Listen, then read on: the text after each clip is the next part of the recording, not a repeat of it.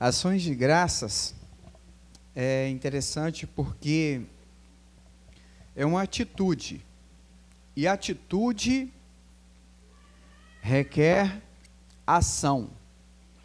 Mas essa ação de graças significa um reconhecimento de dádivas recebidas. E quando a gente promove um culto de ações de graças, é porque nós reconhecemos que Deus tem sido bom para conosco. A gente reconhece que se alcançamos tal dádiva, no caso, mais um ano, é um presente de Deus. E é algo que seria impossível quando a gente olha para o nosso próprio recurso, para a nossa própria condição. Então, precisamos ter atitudes de ações de graças. Isso é fundamental nas nossas vidas. E Paulo, escrevendo aos Tessalonicenses, na primeira carta, capítulo 5, versículo 18, ele diz assim: em tudo dai graças, porque esta é a vontade de Deus em Cristo Jesus para convosco. Será que é fácil a gente dar graças por tudo? Será que na nossa vida nós temos apenas bons momentos? Será que é tudo um mar de rosas, como alguém disse por aí? Inclusive, nós pregamos o que a Bíblia diz, e não pregamos que quando a pessoa se aproxima de Cristo, vem para a igreja, nós não pregamos que acabaram os problemas. Às vezes os problemas até aumentam, mas nós pregamos que nós temos alguém conosco que é maior do que qualquer problema. Nós pregamos que alguém vai caminhar com você e vai te ajudar a passar pelos problemas. E assim como aqueles jovens amigos de Daniel, que foram para a fornalha, lembram disso? Que o Senhor não impediu que eles fossem para a fornalha, mas o mais interessante é que o Senhor foi juntamente com eles. Então isso é uma segurança que a gente tem muito grande, a presença do Senhor nos motivando a caminhar. Salmo 23, versículo 4, né? Ainda que eu ande pelo vale da sombra da morte, não temerei mal algum, porque tu estás comigo. Então qual era a motivação? Era a ausência de problema ou era a presença do Senhor? A presença dele nos motiva a continuar. Moisés disse, né? Senhor, se a tua presença não for conosco, não nos faça subir daqui. Então, irmãos, nós entendemos que temos problemas? Temos. No mundo tereis aflições? Sim, o Senhor Jesus disse. Inclusive, antes dessa palavra, ele diz: eu tenho dito isso para que em mim tenhas paz. Coisa boa é paz, né? Paz, tranquilidade, é muito bom. E quando ele diz que nós vamos ter paz, ele fala que teremos aflições. Mas a presença dele é tudo para nós. É tudo nosso. Irmãos, quando a gente agradece, é porque passamos por um período, vencemos uma etapa, mas nós notamos que também nós passamos por desafios, e são muitos. Nos dias de hoje, iniciar uma construção, por exemplo, é um grande desafio. Um grande desafio. Até mesmo adquirir um bem, seja ele qual for, é um desafio muito grande. Mas nós precisamos ter coragem para enfrentar os desafios. E nós vamos estudar um pouquinho aqui, nessa noite, sobre alguns desafios para receber uma bênção. Quando a gente pensa num desafio, vocês pensam em coisas fáceis? Se falar que é desafio, é fácil? Normalmente não. Normalmente nós consideramos que um desafio vai ser algo difícil. Mas vocês sabiam que a palavra de Deus propõe alguns desafios que não são tão difíceis? E mesmo assim, as pessoas não querem realizar aqueles desafios. Eu creio que nós estamos aqui com uma grande maioria, talvez, não sei, uns 90% ou mais de pessoas salvas pelo Senhor Jesus, aqui nesse auditório. Por exemplo, a salvação. A salvação, olha só o desafio. O que a pessoa tem que fazer? Crer no Senhor Jesus como Salvador. Na verdade, ele não precisa de fazer nada. Ele precisa apenas aceitar o que já está feito. Porque o desafio maior que enfrentou foi o Senhor Jesus. Já pensaram nisso? E aí, a pessoa que entende, ele diz assim, mas está muito fácil. Está muito fácil. E acaba rejeitando um desafio que está ao alcance de todas as pessoas. Basta crer. Então a palavra de Deus tem desafios difíceis? Tem pessoas que abriram mão de tudo para servir ao Senhor. É importante a gente saber de uma coisa. Para ser um salvo é crer no Senhor Jesus. Agora, para servir ao Senhor, aí o desafio fica maior. Você precisa abrir mão de algumas coisas. Eu um dia estava estudando a Bíblia e pensando, o Evangelho de João fala muito sobre isso. O Senhor Jesus, ele diz assim, capítulo 10, por ali, ele diz assim, eu sou a porta. Não é isso que ele diz? Eu sou a porta. Mas aí, um pouquinho mais para frente, capítulo 14, versículo 6, ele fala assim, eu sou o caminho. E aí, ele é a porta, ele é o caminho, na verdade ele é tudo, nós já sabemos disso.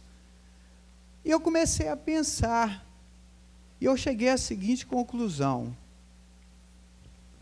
Pode responder, eu gosto que o pessoal participa.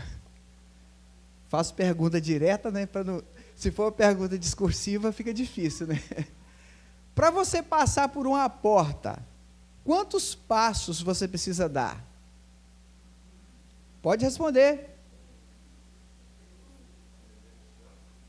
Geralmente a porta está aqui, ó. Você está do lado de cá. Para você passar por ela, normalmente, um passo. Agora, e um caminho? Quantos passos você precisa dar para passar por um caminho? Não dá para saber a quantidade, né? Aí não tem como. São vários passos. O Senhor Jesus é a porta, ele é o caminho. Quando a gente pensa nele como porta, eu lembro da salvação, que é um passo, que é crer no Senhor Jesus para ser salvo. Só que ele propõe a salvação e depois ele propõe uma caminhada. E nessa caminhada, aí vai custar alguma coisa para nós, porque nós vamos precisar abrir mão de várias coisas para caminhar com o Senhor. Para passar pela porta é crer, mas a caminhada exige muita coisa. Exige abnegação, é o discipulado que o Senhor Jesus propôs para aqueles que o seguiam. Caminhar com o Senhor, esse é um grande desafio. Mas vamos para o texto que pretendemos ler aqui nessa noite, que é 2 Reis, capítulo 4.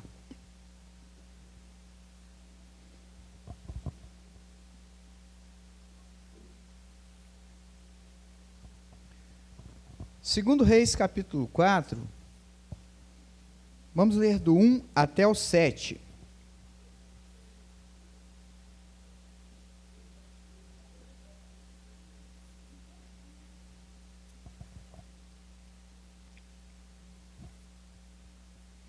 Diz assim a palavra de Deus. E uma mulher, das mulheres dos filhos dos profetas, clamou a Eliseu, dizendo: meu marido, teu servo, morreu, e tu sabes que teu servo temia ao Senhor. E veio o credor para levar os meus 2 filhos para serem servos. E Eliseu disse: que hei de fazer? Dize-me o que tens em casa. E ela disse: a tua serva não tem nada em casa, senão uma botija de azeite. Então disse ele: vai, pede emprestado de todos os teus vizinhos vasos vazios, ou vasilhas vazias, ou jarros vazios que sejam.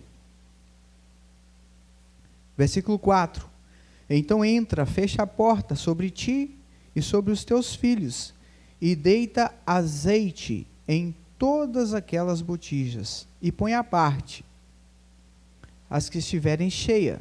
E partiu, pois, dele, fechou a porta sobre si e seus filhos, e eles lhe traziam as vasilhas, e ela as enchia. Sucedeu que, cheias todas aquelas vasilhas, disse a seu filho: traze ainda mais um vaso. Porém, ele disse: não há mais vasilha alguma. Então o azeite parou. Então veio ela e o fez saber o homem de Deus. E disse ele: vai, vende o azeite e paga a tua dívida, e tu e teus filhos vivei do resto. Até o versículo 7 para nossa meditação. Bom, aqui nós encontramos soluções para problemas. Por que soluções para problemas? Geralmente a pessoa passa por uma dificuldade e ele precisa buscar alguma solução. E nós entendemos que vamos encontrar a solução aqui, na palavra de Deus. Correto?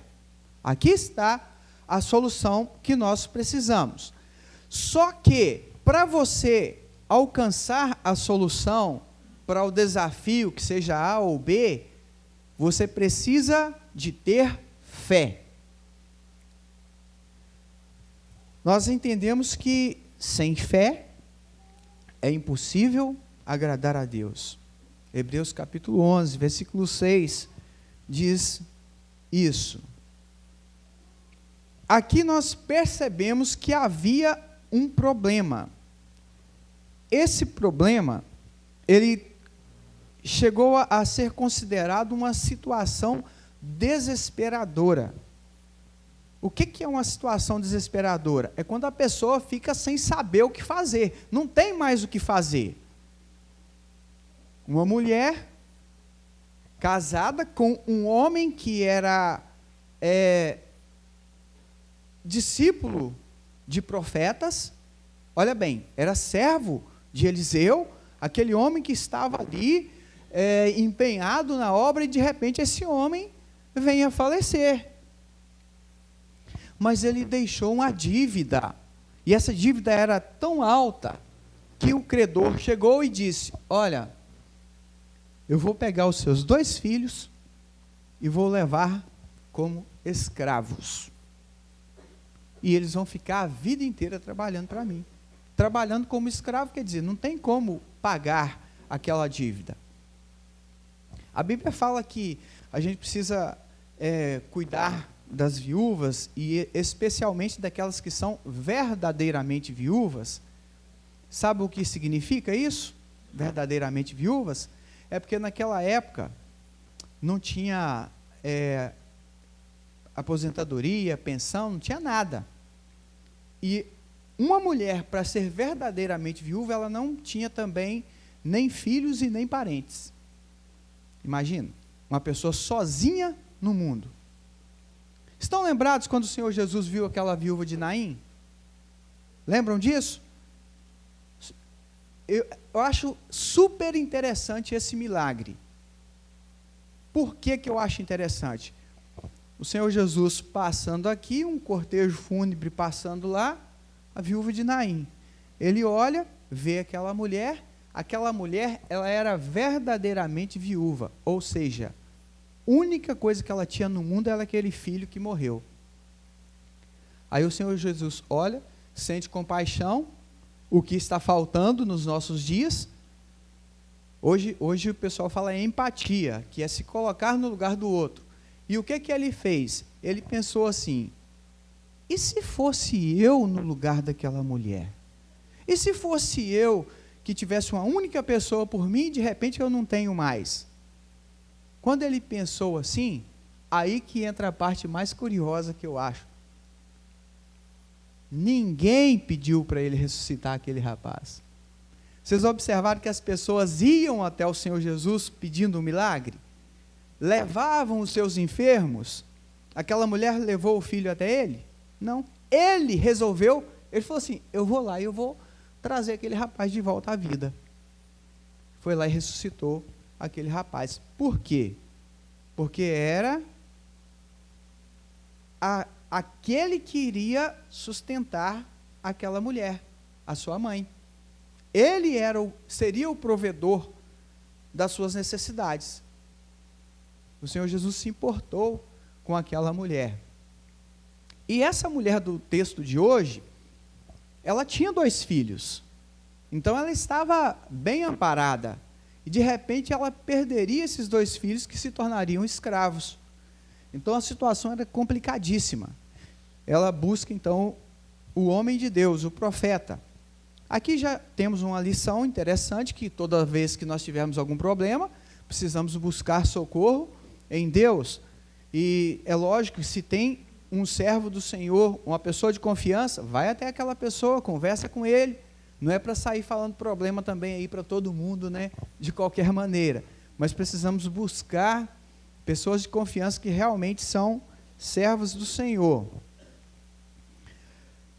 Essa mulher, ela precisou exercitar a sua fé. Então vamos agora para a questão do desafio. O que é um desafio, irmãos? Que a palavra de Deus lança. Não é coisa difícil. O profeta Eliseu lançou um desafio para ela. E o desafio foi o seguinte: você vai sair com os seus filhos e vai conseguir vasilhas vazias. Tem uma versão que fala vasos, né? Botijas vazias. Esse era o desafio. É impossível? É difícil? É lógico que se for uma pessoa que não se dá bem com os vizinhos, vai ser complicado, né? Porque ela precisava de pedir emprestado com os vizinhos. Ela precisava de sair e procurar com alguém. Então ela sai com os seus filhos e começa a pedir essas botijas. E ela conseguiu muitas, uma porção, porque o profeta perguntou para ela: o que você tem em casa? Ah, eu tenho uma botija de azeite. Busca mais botijas lá com os vizinhos, todas vazias.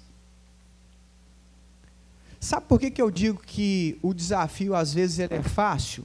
É porque nós questionamos. Nós questionamos muito.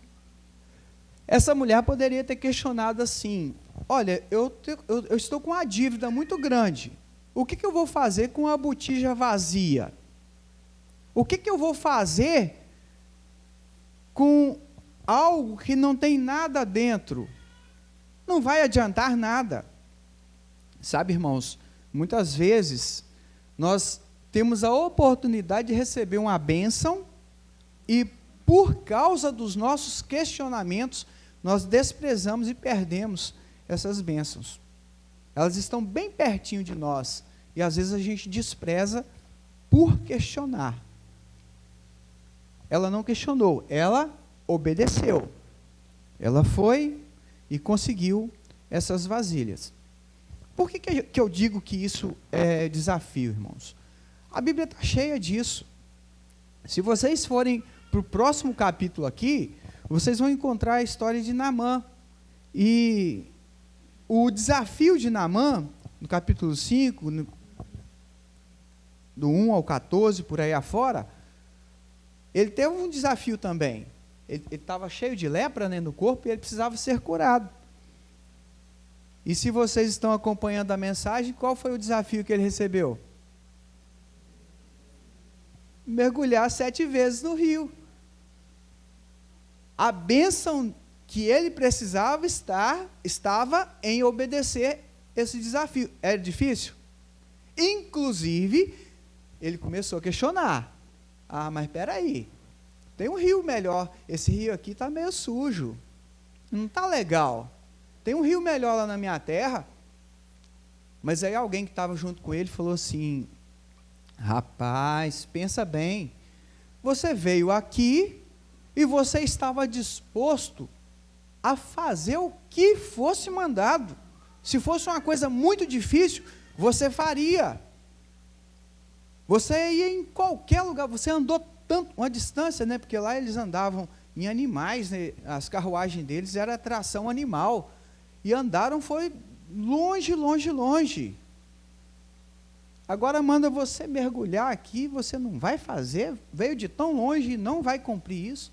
E ele repensou a situação e fez, obedeceu, e a palavra de Deus diz que a sua pele ficou como de uma criança. Já pensaram, irmãos? Se a gente fica no questionamento, ele ia perder a bênção. Obedeça. Cumpra com aquele desafio que foi proposto para você. Lá em Lucas capítulo 17, a partir do versículo 11, fala sobre os 10 leprosos que estavam ali à beira do caminho, gritaram de longe com o Senhor Jesus. E eu nunca tinha parado para pensar nisso também, mas o Senhor Jesus não chegou e curou aqueles homens. Ele lançou um desafio para eles. Ele disse assim, ó, vai e mostra ao sacerdote. O desafio era esse. Agora, por que tem algo interessante aqui? Segundo a tradição, mostrar ao sacerdote era quem havia sido curado, para que o sacerdote desse a palavra final, para dar o aval. É como se precisasse ali de uma assinatura, né? Um comprovante que realmente estava curado. Mas quando o Senhor Jesus mandou eles irem, eles estavam leprosos. Poderiam ter questionado, não poderiam? Ah, mas nós vamos sem ser curado para lá? Não, cura a gente primeiro, que nós vamos para ele dar o laudo que nós podemos voltar para casa. Foram. Obedeceram. Os 10 foram curados. Infelizmente, 9 seguiram o seu caminho, não sei para onde foram, mas um foi capaz de ter uma atitude nobre, de voltar e agradecer. Um apenas. Agradeceu e pôde ouvir da palavra da boca do Senhor Jesus, né? A tua fé te salvou. Os outros, a gente não sabe o que aconteceu da vida deles. Sabe, irmãos, dentre tantos e tantos desafios, nós encontramos coisas assim que às vezes parecem fora de lógica. Quando Josué foi conquistar Jericó, por exemplo, tinha um desafio que era interessante: rodear a cidade uma vez, durante 6 dias.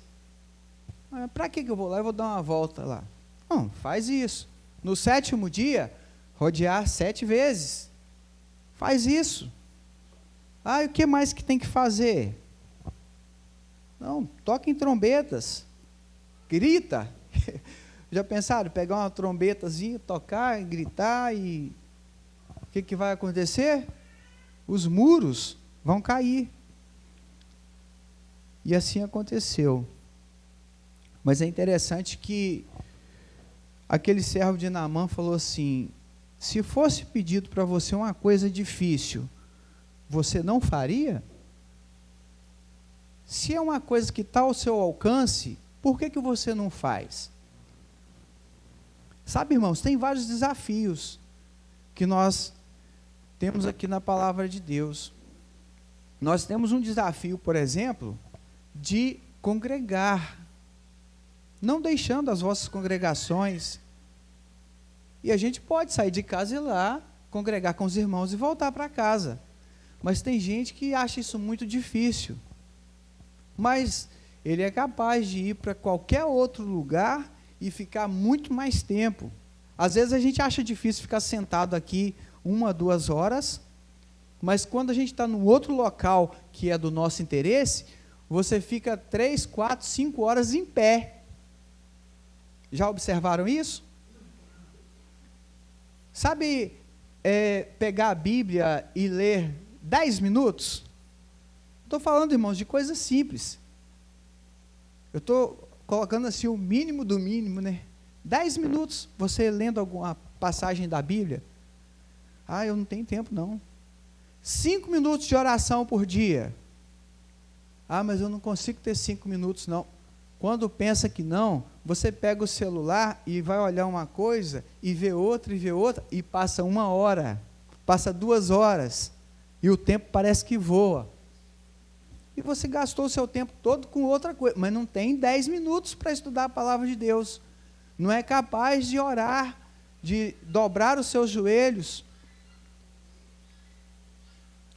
Quantas vezes, irmãos, nós levantamos de manhã e saímos correndo, porque está na hora de ir para o trabalho, e nem mesmo fazemos uma oração de agradecimento a Deus, porque acordamos e estamos respirando,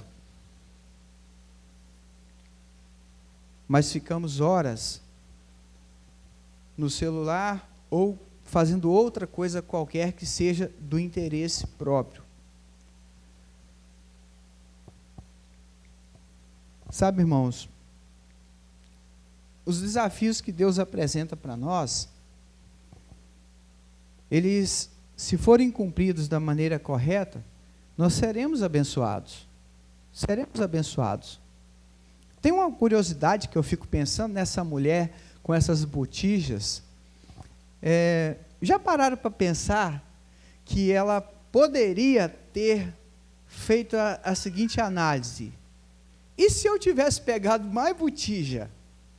Porque diz o texto que ela pegava aquela que ela tinha, ia despejando assim, e enchia uma, enchia outra, enchia outra, enchia outra, e não parava o azeite. Não parava. Já pensaram se ela tivesse pegado mais um caminhão de botija vazia, né? Eu falo vasilha e vazia, tem hora que parece que estou falando a mesma coisa. Mas se ela tivesse pegado muito mais, a bênção teria sido maior, não teria? Logicamente. A gente pensando assim, né, na nossa fraqueza aqui. Irmãos, quanto mais vasilhas ela tivesse pegado, de repente ela teria muito mais azeite, ela teria uma quantidade imensa. Mas não vamos levar para o lado material, porque a gente já está pensando que ali ia conseguir muito dinheiro. Agora vamos pensar no que Deus faz. Sabe o que Deus faz, irmãos?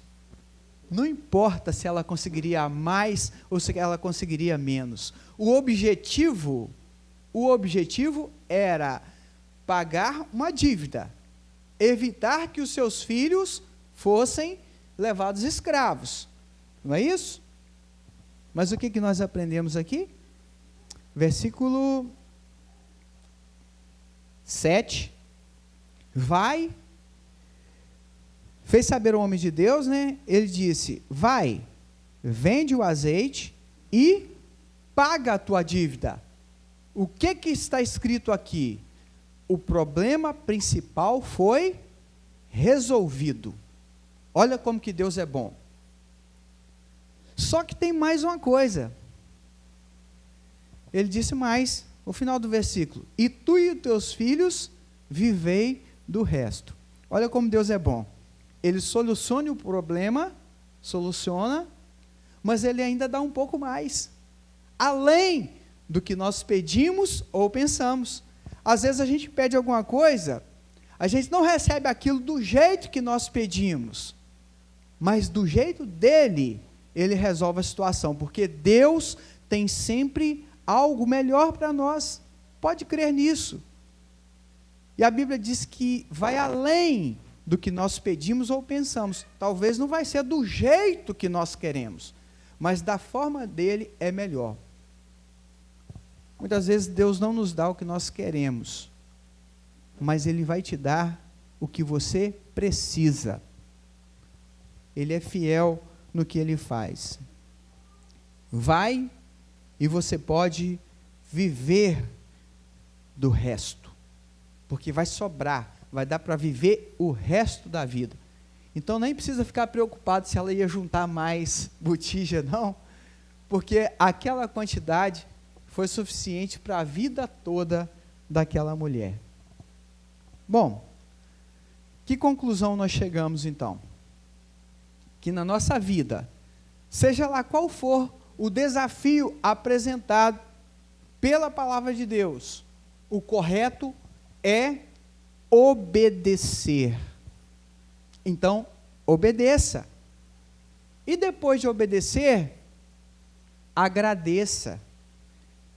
Agradeça a Deus. Por quê? Porque Ele é aquele que forneceu tudo que nós precisamos.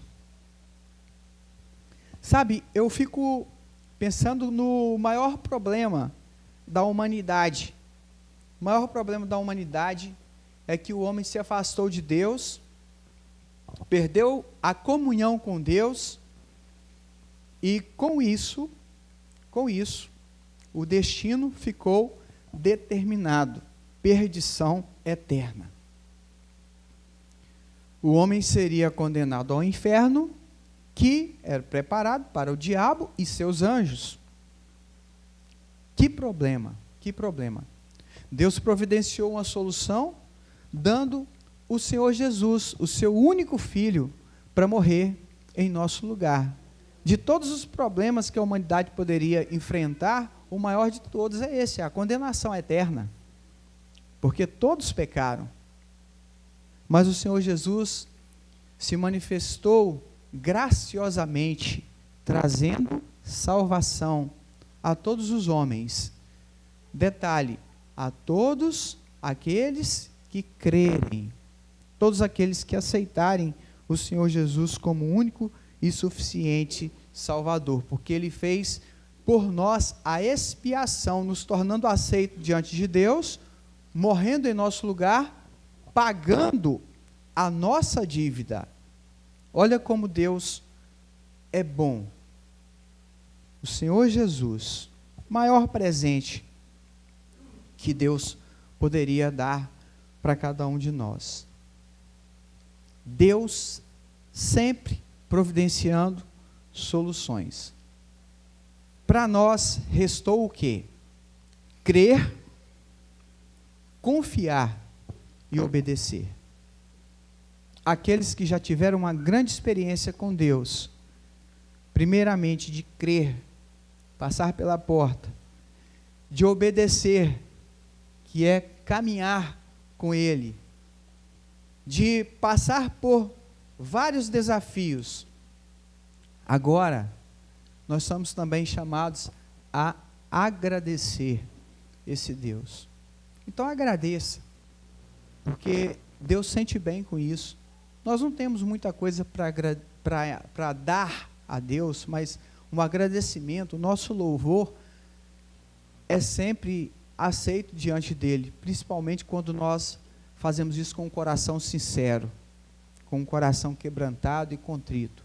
Ele não despreza, Ele aceita. Então vamos estar sempre com gratidão ao Senhor. E saiba que sempre vai ter um desafio para você cumprir. Seja ele difícil ou fácil, à luz das Escrituras, obedeça, cumpra e creia que o Senhor vai solucionar todos os seus problemas. O Senhor vai estar com você, se você estiver passando no momento da dificuldade. Aquele que é poderoso para fazer muito, muito mais abundante do que nós pedimos ou pensamos. Eu agradeço os irmãos pelo privilégio que me concederam, de estar aqui compartilhando a palavra. E que Deus abençoe essa igreja, não só essa igreja, mas os outros irmãos que estão aqui também, das outras igrejas representadas, porque o que nós precisamos é da bênção de Deus. Isso aí a gente não pode abrir mão, não. E Deus é bom. Deus é bom. E a presença dele conosco é melhor ainda.